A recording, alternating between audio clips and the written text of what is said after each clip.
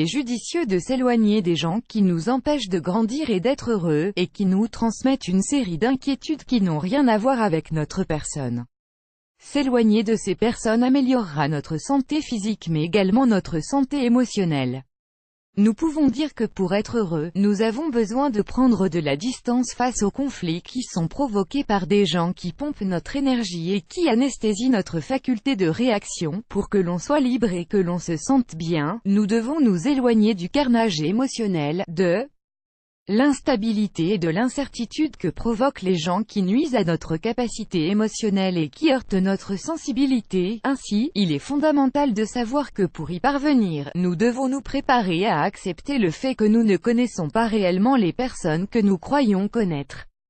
Car effectivement, nous devons nous rendre compte que vous sommes soumis à leurs exigences, à leurs jugements et à leurs comportements toxiques.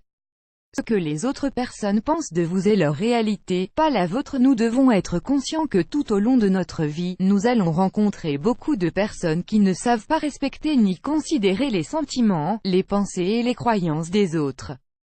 Par conséquent, nous nous sentons utilisés comme des marionnettes soumises à la mauvaise humeur des autres, ce qui se transforme habituellement en conflits internes et externes.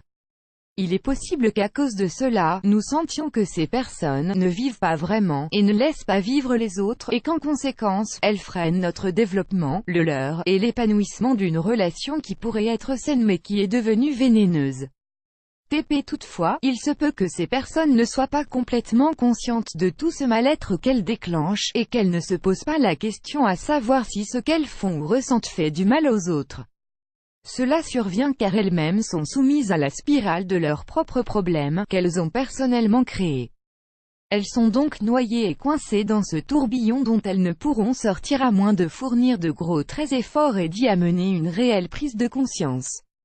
Vous devez prendre de la distance émotionnelle. Nous ne pouvons pas toujours nous éloigner physiquement des personnes qui rendent notre quotidien difficile, car ce sont des proches, des collègues de travail, ou des gens très présents dans notre entourage.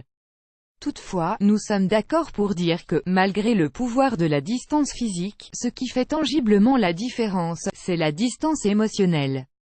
Pour cela, nous devons faire un travail sur nous-mêmes pour rassembler toutes les forces nécessaires afin de nous maintenir hors de leur capacité d'action, et éviter ainsi que ces personnes n'aient pas une trop grande influence sur nous. Mais alors, comment faire profiter de l'avantage de l'anticipation? Vous savez sûrement comment cette personne réagira face à telle ou telle situation. Alors profitez de cela pour vous protéger. Mettez la barre haut lorsque vous accordez du crédit aux autres personnes. N'accordez pas de crédit aux gens qui sont mal intentionnés et qui ne vous apporteront rien. Pour cela, inspirez-vous d'un enseignement socratique traditionnel qui offre la possibilité de filtrer les commentaires des autres ainsi que les nôtres.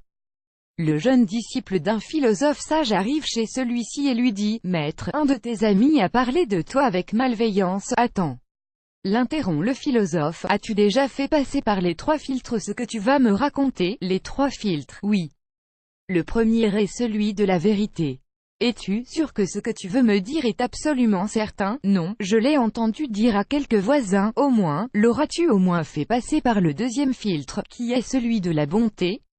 Ce que tu veux me dire, est-il bon pour quelqu'un? En réalité, non. Au contraire, ça alors, le dernier filtre est celui de la nécessité. Est-il nécessaire de me faire savoir ce qui t'inquiète tellement? À dire vrai, non. Alors, dit le sage en souriant, si ce n'est ni vrai, ni bon, ni nécessaire, enterrons-le dans l'oubli. Gérez vos attentes. Parfois, nous attendons tant des autres que nous sommes incapables d'accepter la réalité telle qu'elle est vraiment. À ce moment-là, nous devons accepter que nous ne connaissons pas si bien les personnes dont nous attendons beaucoup et qui nous déçoivent constamment. Cela permet aussi de réévaluer nos attentes vis-à-vis des autres personnes, qui peuvent être très exigeantes, partiales et même nous polluer par un terrible mal-être. Une fois que vous avez réussi à filtrer les mauvaises actions, vous vous concentrerez sur vos opportunités de croissance, et vous arrêterez d'utiliser vos forces comme une conséquence de la toxicité de l'environnement. Gardez votre perspective en tête pour aboutir à l'indifférence quand vous commencerez à sentir et à comprendre que vous êtes descendu de cette fameuse montagne russe qui vous enfermait. Vous réussirez à oublier les inquiétudes que vous a apportées cette personne ou ce membre de votre entourage dont vous essayez de vous défaire. Alors, vous vous libérerez de ces insécurités et des réactions démesurées que les conflits ont provoquées en vous. Une fois que vous en serez libéré, votre esprit s'éclaircira et vous serez prêt pour exposer vos sentiments, vos peurs et vos pensées. Cet effort vous garantira un résultat rapide et vous prendrez conscience de la nécessité de vous éloigner de certaines personnes. La vie est si brève qu'elle ne mérite pas d'être envahie par des angoisses inutiles. Conclusion, aimez les gens qui vous font du bien et éloignez-vous de celles qui sont nocives pour vous. Source http://saint-naturel.com/